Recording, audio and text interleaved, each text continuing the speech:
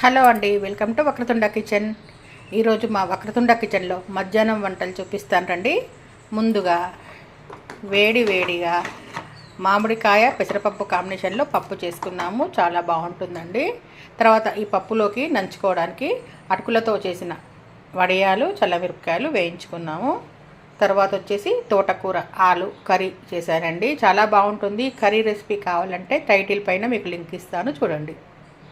తర్వాత ఇన్స్టెంట్గా కలుపుకున్న మామిడికాయ అండి.